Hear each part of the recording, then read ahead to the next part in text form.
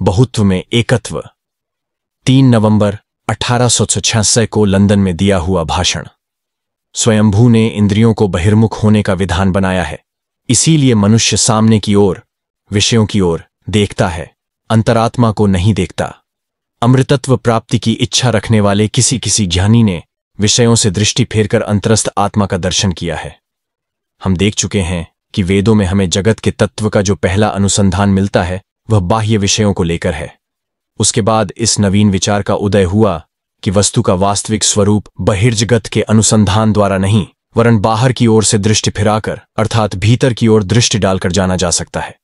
और यहां पर आत्मा का विशेषण स्वरूप जो प्रत्यक शब्द प्रयुक्त हुआ है वह भी एक विशेष भाव का द्योतक है। प्रत्यक अर्थात जो भीतर की ओर गया है, हमारी अंतरतम वस्तु, हृदय केंद्र, वह परम वस्तु जिससे मानो सब कुछ बाहर आया है। वह मध्यवर्ती सूर्य जिसकी बाह्य किरणें हैं मन, शरीर, इंद्रियां और हमारा सब कुछ। बाल बुद्धि मनुष्य बाहरी काम्य वस्तुओं के पीछे दौड़ते फिरते हैं, इसीलिए सब ओर व्याप्त मृत्यु के पाश में बंध जाते हैं। किंतु ज्ञानी पुरुष अमृतत्व को जानकर अनित्य वस्तुओं में नित्य वस्तु की खोज नहीं करते। यहां पर भी यही भाव प्रकट होता है कि सीमित वस्तुओं से पूर्ण बाह्य जगत में असीम और अनंत वस्तु की खोज व्यर्थ है। अनंत की खोज अनंत में ही करनी होगी और हमारी अंतर्वर्ती आत्मा ही एकमात्र अनंत वस्तु है। शरीर, मन आदि जो जगत प्रपंच हम देखते हैं अथवा जो हमारी चिंताएं या विचार हैं, उनमें कोई भी अनंत नहीं हो सकता। जो दृष्टा साक्षी पुरुष इन सबको देख रहा है, अर्थात मनुष्य की आत्मा जो सदा जागृत है, वही एकमात्र अनंत है। इस जगत के अनंत आदि कारण की खोज में हमें अनंत में ही जाना पड़ेगा। जो यहां है वही वहां भी है, जो वहां है वही यहां भी है। जो यहां नाना रूप देखते हैं वे बारंबार मृत्यु को प्राप्त होते हैं। हम देखते हैं कि पहले आर्यों में स्वर्ग जाने की विशेष रूप से इच्छा रहती थी। जब वे जगत प्रण से असंतुष्ट हुए तो स्वभावतः ही उनके मन में एक ऐसे स्थान में जाने की इच्छा हुई जहां दुख बिल्कुल न हो, केवल सुख ही सुख हो। ऐसे स्थानों का ही नाम उन्होंने स्वर्ग रखा, जहां केवल आनंद होगा, जहां शरीर अजर अमर हो जाएगा, मन भी वैसा ही हो जाएगा और जहां वे पितृगणों के साथ सदा वास करेंगे। किंतु दार्शनिक विचारों की उत्पत्ति होने के बाद इस प्रकार के स्वर्ग की धारणा असंगत और असंभव मालूम पड़ने लगी। अनंत किसी एक देश में है, यह वाक्य ही स्वविरोधी है। किसी भी स्थान विशेष की उत्पत्ति और नाश काल में ही होते हैं, अतः उन्हें स्वर्ग विषयक धारणा का त्याग कर देना पड़ा। वे धीरे धीरे समझ गए कि ये सब स्वर्ग में रहने वाले देवता एक समय इसी जगत के मनुष्य थे, बाद में किसी सत्कर्म के फलस्वरूप वे देवता बन गए। अतः वह देवत्व विभिन्न पदों का नाम मात्र है। वेद का कोई भी देवता चिरंतन व्यक्ति नहीं है। इंद्र या वरुण किसी व्यक्ति के नाम नहीं है। ये सब शासक के रूप में विभिन्न पदों के नाम हैं। जो पहले इंद्र था वह अब इंद्र नहीं है, उसका इंद्रत्व अब नहीं है। एक अन्य व्यक्ति यहां से जाकर उस पद पर आरूढ़ हो गया है। सभी देवताओं के संबंध में इसी प्रकार समझना चाहिए। जो लोग कर्म के बल से देवत्व प्राप्ति के योग्य हो चुके हैं वे ही इन पदों पर समय समय पर प्रतिष्ठित होते हैं, पर इनका भी विनाश होता है।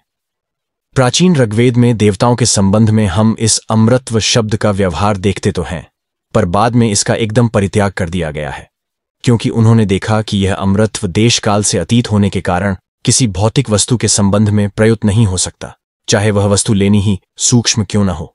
वह कितनी ही सूक्ष्म क्यों न हो, उसकी उत्पत्ति देश काल में ही है, क्योंकि आकार की उत्पत्ति का प्रधान उपादान है देश। देश को छोड़कर आकार की कल्पना करके देखो, यह असंभव है। देश आकार के निर्माण का एक विशिष्ट उपादान है। इस आकार का निरंतर परिवर्तन हो रहा है। देश और काल माया के भीतर हैं। यह भाव उपनिषदों के निम्नलिखित श्लोकांश में व्यक्त किया गया है। यदेवेह तदमुत्र यदमुत्र तदन्विह। जो कुछ यहां है वह वहां है, जो कुछ वहां है वही यहां भी है। यदि ये देवता हैं तो जो नियम यहां है वही वहां भी लागू होगा, और सभी नियमों में विनाश और बाद में फिर नए नए रूप धारण करना निहित है। इस नियम के द्वारा सभी जड़ पदार्थ विभिन्न रूपों में परिवर्तित हो रहे हैं और टूटकर चूर चूर होकर फिर उन्हीं जड़ कणों में परिणत हो रहे हैं। जिस किसी वस्तु की उत्पत्ति है उसका विनाश होता ही है। अतएव यदि स्वर्ग है तो वह भी इसी नियम के अधीन होगा। हम देखते हैं कि इस संसार में सब प्रकार के सुख के पीछे उसकी छाया के रूप में दूहक रहता है। जीवन के पीछे उसकी छाया के रूप में मृत्यु रहती है। वे दोनों सदा एक साथ ही रहते हैं, कारण वे परस्पर विरोधी नहीं हैं, वे पृथक सत्ताएं नहीं हैं, वे एक ही वस्तु के दो विभिन्न रूप हैं। वह एक ही वस्तु जीवन मृत्यु, सुख दुख, अच्छे बुरे आदि रूप में व्यक्त हो रही है। यह धारणा कि शुभ और अशुभ ये दोनों पृथक वस्तुएं हैं और अनंत काल से चले आ रहे हैं, नितांत असंगत है। वे वास्तव में एक ही वस्तु के विभिन्न रूप हैं। वह कभी अच्छे रूप में और कभी बुरे रूप में भासित हो रही है। यह विभिन्नता प्रकारगत नहीं, परिमाणगत है। उनका भेद वास्तव में मात्रा के तारतम्य में है।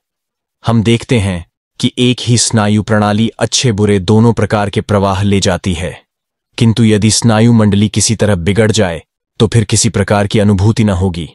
मान लो एक स्नायु में पक्षाघात हो गया, तब उसमें से होकर जो सुखकर अनुभूति आती थी वह अब नहीं आएगी और दुखकर अनुभूति भी नहीं आएगी। ये कभी भी दो नहीं होते, वे एक ही हैं। फिर एक ही वस्तु जीवन में कभी सुख तो कभी दुख उत्पन्न करती है। एक ही वस्तु किसी को सुख तो किसी को दुख देती है। मांसाहारी को मांस खाने से अवश्य सुख मिलता है, पर जिसका मांस खाया जाता है उसके लिए तो भयानक कष्ट है। ऐसा कोई विषय नहीं जो सबको समान रूप से सुख देता हो। कुछ लोग सुखी हो रहे हैं और कुछ दुखी। ये इसी प्रकार चलता रहेगा। अतः यह स्पष्ट है कि यह द्वैत भाव वास्तव में मिथ्या है। इससे क्या निष्कर्ष प्राप्त होता है? मैं पहले व्याख्यान में कह चुका हूं कि जगत में ऐसी अवस्था कभी आ नहीं सकती जब सभी कुछ अच्छा हो जाए और बुरा कुछ भी न रहे। हो सकता है इससे अनेक व्यक्तियों की चिरपोषित आशा चूर्ण हो जाए, अनेक भयभीत भी हो उठे, पर इसे स्वीकार करने के अतिरिक्त मैं अन्य कोई उपाय नहीं देखता। हां, यदि मुझे कोई समझा दे कि वह सत्य है तो मैं समझने को तैयार हूं, पर जब तक बात मेरी समझ में नहीं आती तब तक कैसे मान सकता हूं? मेरे इस कथन के विरुद्ध ऊपर से युक्तियुक्त मालूम पड़ने वाला एक सामान्य तर्क यह है कि क्रम विकास की प्रक्रिया में अशुभ का क्रमशः निराकरण होता जा रहा है, और यदि यह निराकरण करोड़ों वर्ष तक चलता रहे तो एक ऐसा समय आएगा जब वह समस्त नष्ट होकर केवल शुभ ही शुभ शेष रह जाएगा। ऊपर से देखने पर यह युक्ति एकदम अकाट्य मालूम पड़ती है। भगवान करते यह बात सत्य होती, पर इस युक्ति में एक दोष है, वह यह कि वह शुभ और अशुभ को चिरंतन निर्दिष्ट सत्ताओं के रूप में लेती है। वह मान लेती है कि एक निर्दिष्ट परिमाण में अशुभ है, मान लो कि वह 100 है, इसी प्रकार निर्दिष्ट परिमाण में शुभ भी है, और यह अशुभ क्रमशः कम होता जा रहा है और केवल शुभ बचता जा रहा है। किंतु क्या वास्तव में ऐसा ही है? दुनिया का इतिहास इस बात का साक्षी है कि शुभ के समान अशुभ भी क्रमशः बढ़ ही रहा है। समाज के अत्यंत निम्न स्तर के व्यक्ति को लो, वह जंगल में रहता है, उसके भोग सुख अल्प हैं, इसलिए उसके दुख भी कम हैं। उसके दुख केवल इंद्रिय विषयों तक ही सीमित हैं। यदि उसे पर्याप्त मात्रा में भोजन न मिले तो वह दुखी हो जाता है। उसे खूब भोजन दो, उसे स्वच्छंद होकर घूमने फिरने और शिकार करने दो तो वह पूरी तरह सुखी हो जाएगा। उसका सुख दुख केवल इंद्रियों में आबद्ध है। मान लो कि उसका ज्ञान बढ़ने लगा, उसका सुख बढ़ रहा है, उसकी बुद्धि विकसित हो रही है।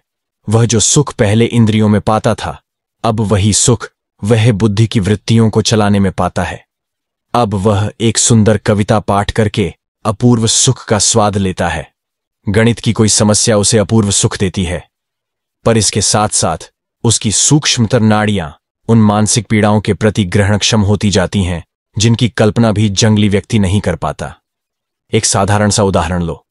तिब्बत में विवाह नहीं होता, अतः वहां प्रेमजनित ईर्ष्या भी नहीं पाई जाती। फिर भी हम जानते हैं कि विवाह अपेक्षाकृत उन्नत अवस्था है। तिब्बती लोग पवित्रता के अत्युच्च सुख को, पतिव्रता पत्नी, पत्नीव्रति पति के विशुद्ध दाम्पत्य प्रेम के सुख को नहीं जानते, किंतु साथ ही सती स्त्री या संयत पुरुष की भयानक ईर्ष्या का भी वे अनुभव नहीं करते, अथवा किसी पुरुष या स्त्री के पतन हो जाने से दूसरे के मन में कितना भयानक दुख, कितना अंतर्दाह उपस्थित हो जाता है, यह भी वे नहीं जानते। एक ओर वे सुखी तो होते हैं, किंतु दूसरी ओर दुखी भी। तुम अपने देश की ही बात लो, पृथ्वी पर इसके समान धनी और विलासी देश दूसरा नहीं है, पर दुख कष्ट भी यहां किस प्रबल रूप में विराजमान है, यह भी देखो। अन्यान्य देशों की अपेक्षा यहां पागलों की संख्या कितनी अधिक है। इसका कारण यह है कि यहां के लोगों की वासनाएं अत्यंत तीव्र, अत्यंत प्रबल हैं। यहां के लोगों को जीवन का स्तर सर्वदा ऊंचा ही रखना होता है। तुम लोग एक वर्ष में जितना खर्च कर देते हो, वह एक भारतीय के लिए जीवन भर की संपत्ति के बराबर है, फिर तुम उसे सादे जीवन का उपदेश भी नहीं दे सकते, क्योंकि यहां समाज उससे इतनी अपेक्षा करता है। यह सामाजिक चक्र दिन रात घूम रहा है। वह विधवा के आंसुओं और अनाथों के आर्तनाद के निमित्त नहीं रुकता। यहां सर्वत्र यही अवस्था है। तुम लोगों की भोग संबंधी धारणा काफी विकसित है। तुम्हारा समाज भी कुछ अन्यान्य समाजों की अपेक्षा अधिक सुंदर है। तुम्हारे पास विषय भोगों के साधन भी अधिक हैं, पर जिनके पास तुम्हारे समान भोगों की सामग्री नहीं है, उनके दुख भी तुम्हारी अपेक्षा कम है। इसी प्रकार तुम सर्वत्र देखोगे। तुम्हारे मन में जितना उच्च आदर्श होगा, तुमको सुख भी उतना ही अधिक मिलेगा, और उसी परिमाण में दुख भी। एक मानो दूसरे की छाया के समान है। अशुभ कम होता जा रहा है, यह बात सत्य हो सकती है, पर उसके साथ ही यह भी कहना पड़ेगा कि शुभ भी कम हो रहा है। किंतु क्या यह नहीं कहा जा सकता कि वास्तव में शुभ कम हो रहा है और अशुभ की वृद्धि तीव्र गति से हो रही है? सच तो यह है कि सुख यदि गणितीय क्रम से बढ़ रहा है तो दुख ज्यामितीय क्रम से। इसी का नाम माया है। यह न आशावाद है न निराशावाद। वेदांत यह नहीं कहता कि संसार केवल दुखमय है, ऐसा कहना ही भूल है। और जगत सुख से परिपूर्ण है, यह कहना भी ठीक नहीं है। बालकों को यह शिक्षा देना भूल है कि यह जगत केवल मधुमय है, यहां केवल सुख है, केवल फूल है, केवल सौंदर्य है। हम सारे जीवन इन्हीं का स्वप्न देखते रहते हैं। फिर किसी व्यक्ति ने दूसरे की अपेक्षा अधिक दुख भोगा है, इसीलिए सबका सब दुखमय है, यह कहना भी भूल है। संसार बस इस द्वैत भावपूर्ण अच्छे बुरे का खेल है। वेदांत इसके साथ ही कहता है, यह न सोचो कि अच्छा और बुरा दो संपूर्ण पृथक वस्तुएं हैं। वास्तव में वे एक ही वस्तु हैं। वह एक ही वस्तु भिन्न भिन्न रूप से, भिन्न भिन्न आकार में आविर्भूत हो एक ही के मन में भिन्न भिन्न भाव उत्पन्न कर रही है। अतएव वेदांत का पहला कार्य है ऊपर से भिन्न प्रतीत होने वाले इस बाह्य जगत में एकत्व की खोज करना।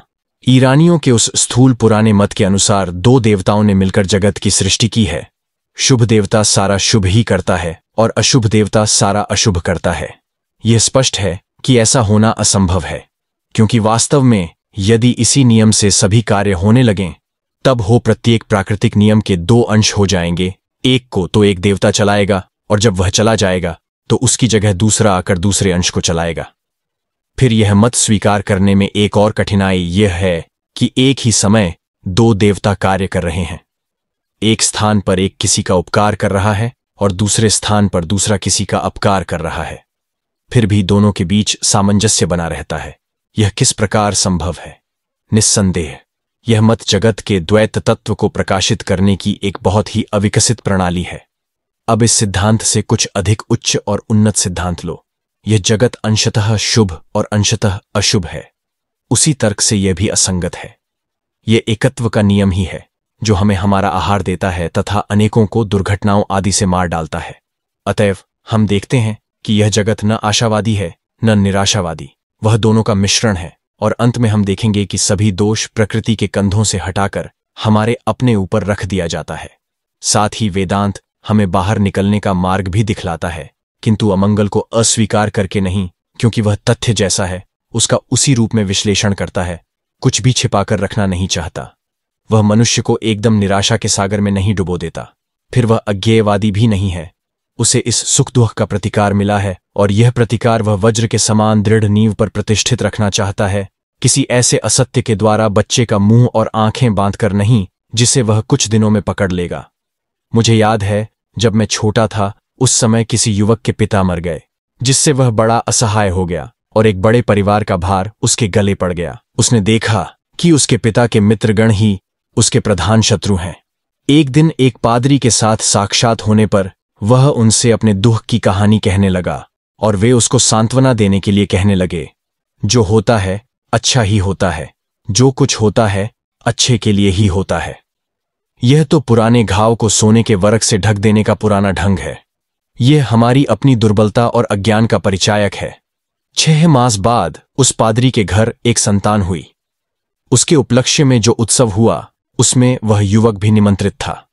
पादरी महान भगवान की पूजा आरंभ करके बोले, ईश्वर की कृपा के लिए उसे धन्यवाद। तब वह युवक खड़ा हो गया और बोला, यह क्या कह रहे हैं? उसकी कृपा है कहां? यह तो घोर अभिशाप है। पादरी ने पूछा, सो कैसे? युवक ने उत्तर दिया, जब मेरे पिता की मृत्यु हुई तब ऊपर ऊपर अमंगल होने पर भी उसे आपने मंगल कहा था। इस समय आपकी संतान का जन्म भी यद्यपि ऊपर ऊपर आपको मंगल सा लग रहा है, किंतु वास्तव में मुझे तो यह महान अमंगलकारी ही मालूम होता है।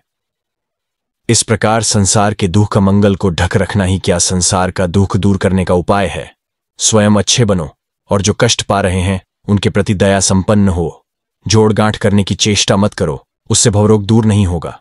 वास्तव में हमें जगत के अतीत जाना पड़ेगा। यह जगत सदा ही भले और बुरे का मिश्रण है। जहां भलाई देखो समझ लो कि उसके पीछे बुराई भी छिपी है। किंतु इन सब व्यक्त भावों के पीछे, इन सब विरोधी भावों के पीछे वेदांत उस एकत्व को ही देखता है। वेदांत कहता है बुराई छोड़ो और भलाई भी छोड़ो। ऐसा होने पर फिर शेष क्या रहा? अच्छे बुरे के पीछे एक ऐसी वस्तु है जो वास्तव में तुम्हारी अपनी है, जो वास्तव में तुम ही हो, जो सब प्रकार के शुभ और सब प्रकार के अशुभ के अतीत हैं, और वह वस्तु ही शुभ और अशुभ के रूप से प्रकाशित हो रही है। पहले इसको जान लो, तभी तुम पूर्ण आशावादी हो सकते हो, इसके पूर्व नहीं। ऐसा होने पर ही तुम सब पर विजय प्राप्त कर सकोगे। इन आपात प्रतीयमान व्यक्त भावों को अपने अधीन कर लो, तब तुम उस सत्य वस्तु को अपनी इच्छानुसार व्यक्त कर सकोगे। पर पहले तुम्हें स्वयं अपना ही प्रभु बनना पड़ेगा। उठो, अपने को मुक्त करो, समस्त नियमों के राज्य के बाहर चले जाओ, क्योंकि ये नियम निरपेक्ष रूप से तुम पर शासन नहीं करते, वे तुम्हारी सत्ता के अंश मात्र हैं। पहले समझ लो कि तुम प्रकृति के दास नहीं हो, न कभी थे और न कभी होगे। प्रकृति भले ही अनंत मालूम पड़े, पर वास्तव में वह ससीम है। वह समुद्र का एक बिंदु मात्र है, और तुम ही वास्तव में समुद्र स्वरूप हो। तुम चंद्र, सूर्य, तारे सभी के अतीत हो। तुषार अनंत स्वरूप की तुलना में वे केवल बुदबुदों के समान हैं। यह जान लेने या तुम अच्छे और बुरे दोनों पर विजय पालोगे, तब तुम्हारी सारी दृष्टि एकदम परिवर्तित हो जाएगी और तुम खड़े होकर कह सकोगे मंगल कितना सुंदर है और अमंगल कितना अद्भुत। यही वेदांत की शिक्षा है। वेदांत यह नहीं कहता कि स्वर्ण पत्र से घाव को ढांके रखो और घाव जितना ही पकता जाए उसे और भी स्वर्ण पत्रों से मढ़ दो। यह जीवन एक कठोर सत्य है, इसमें संदेह नहीं। यद्यपि यह वज्र के समान दुर्भेद्य प्रतीत होता है, फिर भी प्राणपण से इसके बाहर जाने का प्रयत्न करो। आत्मा इसकी अपेक्षा अनंत गुनी शक्तिमान है। वेदांत तुम्हारे कर्म फल के लिए क्षुद्र देवताओं को उत्तरदायी नहीं बनाता। वह कहता है तुम स्वयं ही अपने भाग्य के निर्माता हो। तुम अपने ही कर्म से अच्छे और बुरे दोनों प्रकार के फल भोग रहे हो। तुम अपने ही हाथों से अपनी आंखें मूंद कर कहते हो अंधकार है, हाथ हटा लो, प्रकाश दीख पड़ेगा। तुम ज्योति स्वरूप हो, तुम पहले से ही सिद्ध हो। अब हम समझते हैं कि जो यहां नानत्व देखता है वह बारंबार मृत्यु को प्राप्त होता है। इस श्रुतिवाक्य का क्या अर्थ है?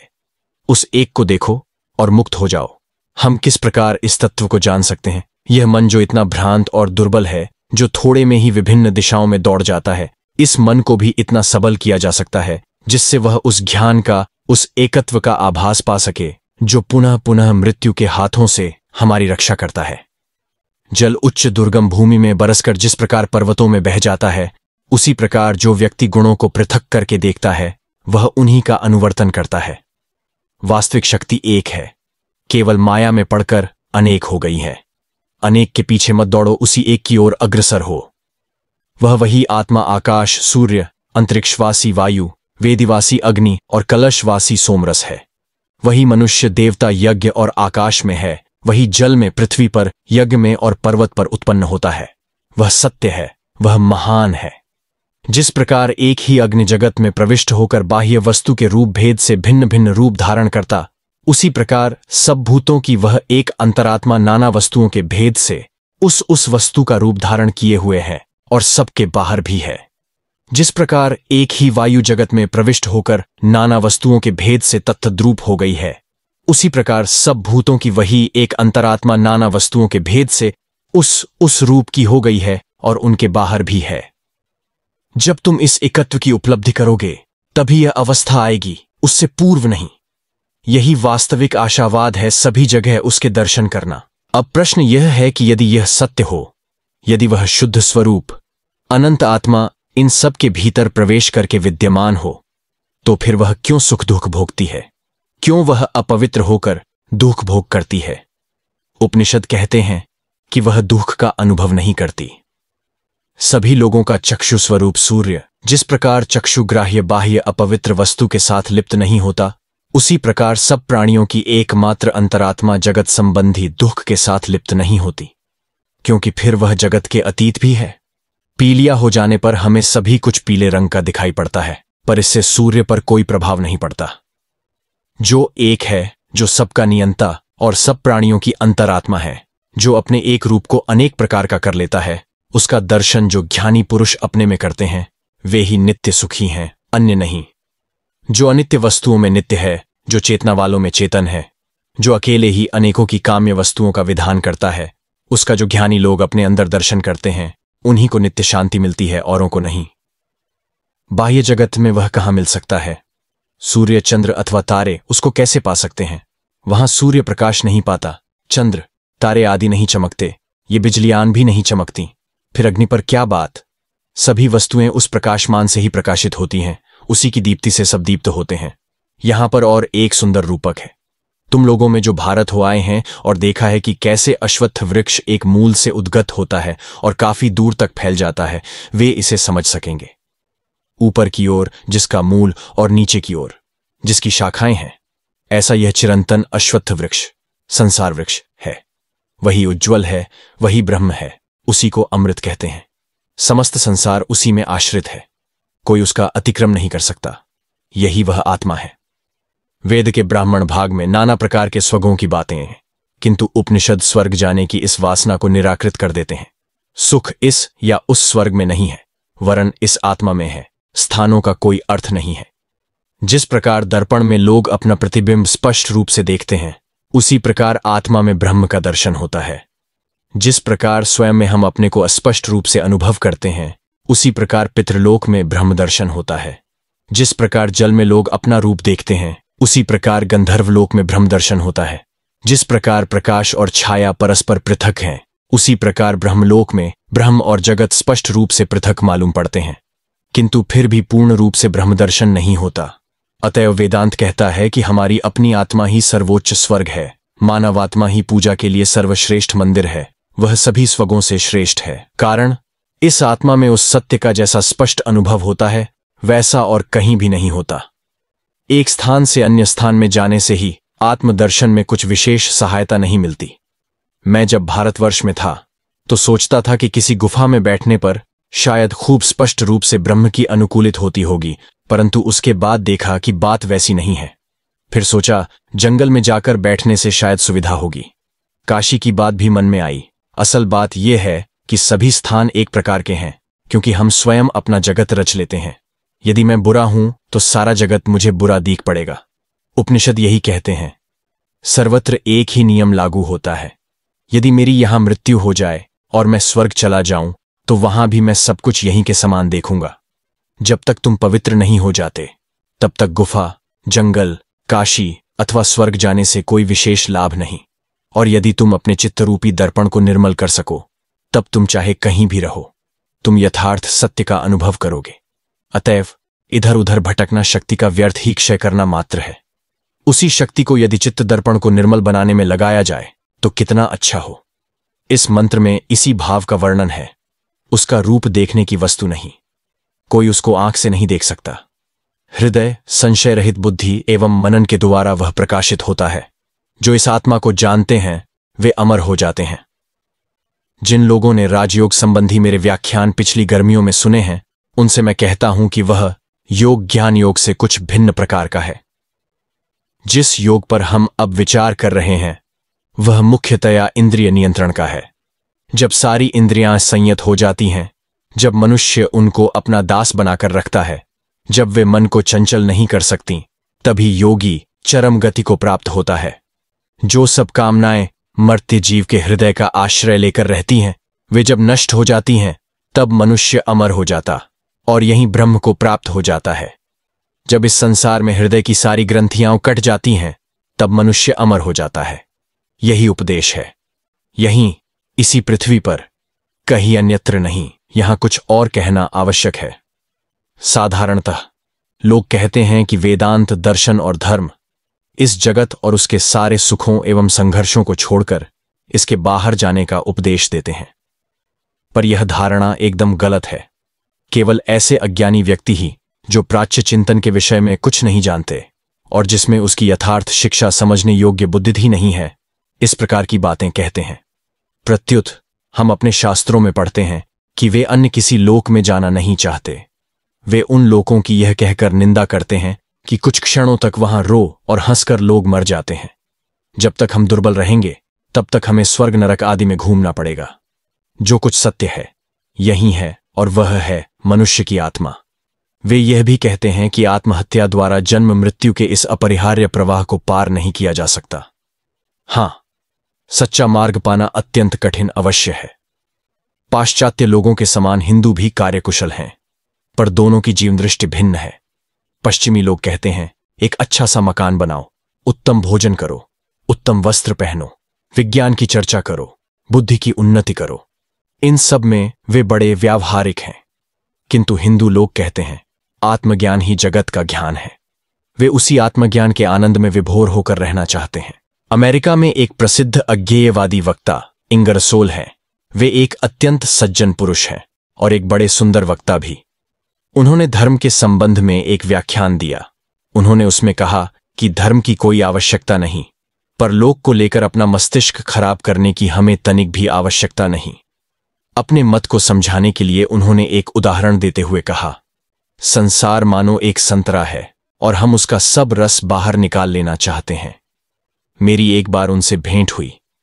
मैंने उनसे कहा, मैं आपके साथ सहमत हूं, मेरे पास भी फल है, मैं भी इसका सब रस निकाल लेना चाहता हूं, पर आपसे मेरा मतभेद है केवल इस फल को लेकर। आप चाहते हैं संतरा और मैं चाहता हूं आम। आप समझते हैं कि संसार में आकर खूब खा पी लेने और कुछ वैज्ञानिक तथ्य जान लेने से ही बस पर्याप्त हो गया, पर आपको यह कहने का कोई अधिकार नहीं है कि इसे छोड़कर मनुष्य का और कोई कर्तव्य ही नहीं है। मेरे लिए तो यह धारणा बिल्कुल तुच्छ है। यदि जीवन का एकमात्र कार्य यह जानना ही हो कि सेब किस प्रकार भूमि पर गिरता है अथवा विद्युत का प्रवाह किस प्रकार स्नायुओं को उत्तेजित करता है, तब तो मैं इसी क्षण आत्महत्या कर लूं। मेरा संकल्प है कि मैं सभी वस्तुओं के मर्म की खोज करूंगा, जीवन का वास्तविक रहस्य क्या है यह जानूंगा। आप केवल प्राण की विभिन्न अभिव्यक्तियों की चर्चा करते हैं, पर मैं तो प्राण का स्वरूप ही जान लेना चाहता हूं। मैं इस जीवन में ही समस्त रस सोख लेना चाहता हूं। मेरा दर्शन कहता है कि जगत और जीवन का समस्त रहस्य जान लेना होगा। स्वर्ग नरक आदि का सारा अंधविश्वास छोड़ देना होगा, यद्यपि उनका अस्तित्व उसी अर्थ में है जिस अर्थ में इस पृथ्वी का अस्तित्व है। मैं इस जीवन की अंतरात्मा को जानूंगा, उसका वास्तविक स्वरूप जानूंगा। वह क्या है यह जानूंगा, वह किस प्रकार कार्य करती है और उसका प्रकाश क्या है। केवल इतना जानकर मेरी तृप्ति नहीं होगी। मैं सभी वस्तुओं का क्यों जानना चाहता हूं, कैसे होता है, यह खोज बालक करते रहें। विज्ञान और है क्या? आपके ही किसी बड़े आदमी ने कहा है, सिगरेट पीते समय जो जो होता है वह सब यदि मैं लिख कर रखूं तो वही सिगरेट का विज्ञान हो जाएगा। वैज्ञानिक होना अवश्य अच्छा है और गौरव की बात है। ईश्वर उनके अनुसंधान में सहायता करे, उन्हें आशीर्वाद दे।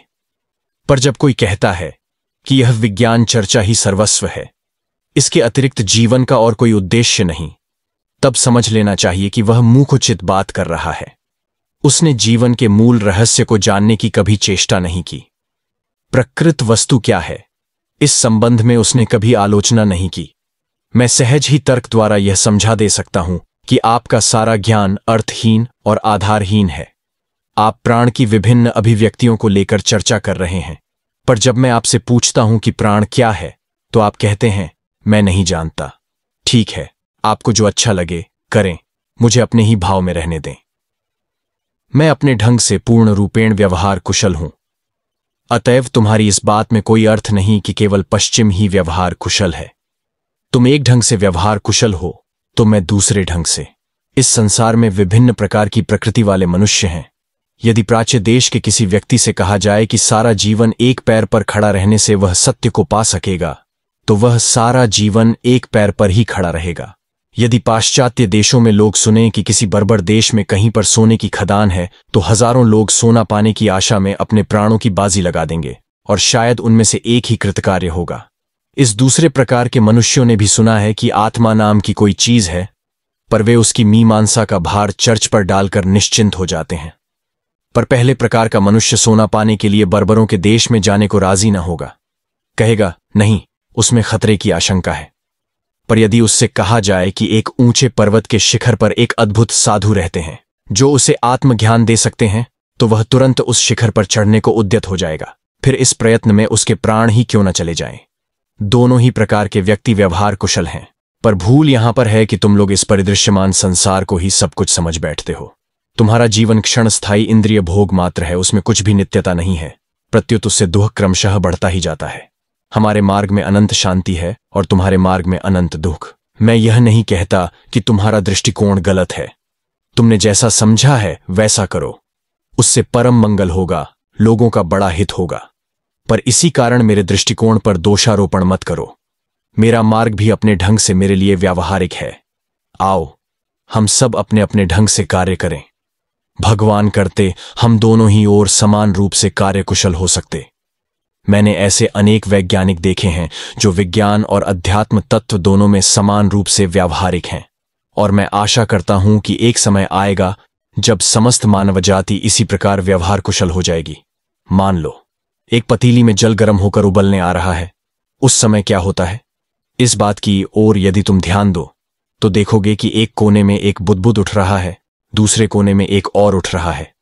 ये बुदबुद क्रमशः बढ़ते जाते हैं और अंत में सब मिलकर एक प्रबल हलचल उत्पन्न कर देते हैं। यह संसार भी ऐसा ही है। प्रत्येक व्यक्ति मानो एक बुदबुद है और विभिन्न राष्ट्र मानो कुछ बुदबुदों की समष्टि हैं। क्रमशः राष्ट्रों में परस्पर मेल होता जा रहा है, और मेरी यह दृढ़ धारणा है कि एक दिन ऐसा आएगा जब राष्ट्र नामक कोई वस्तु नहीं रह जाएगी। राष्ट्र राष्ट्र का भेद दूर हो जाएगा। हम चाहे इच्छा करें या न करें, हम जिस एकत्व की ओर अग्रसर हो जा रहे हैं वह एक दिन प्रकट होगा ही। वास्तव में हम सब के बीच भ्रातृ संबंध स्वाभाविक ही है, पर हम सब इस समय पृथक हो गए हैं। ऐसा समय अवश्य आएगा जब ये सब भेदभाव लुप्त हो जाएंगे। प्रत्येक व्यक्ति वैज्ञानिक विषय के ही समान आध्यात्मिक विषय में भी तीव्र रूप से व्यवहार कुशल हो जाएगा, और तब वह एकत्व, वह समन्वय समस्त जगत में व्याप्त हो जाएगा। तब सारी मानवता जीवन मुक्त हो जाएगी।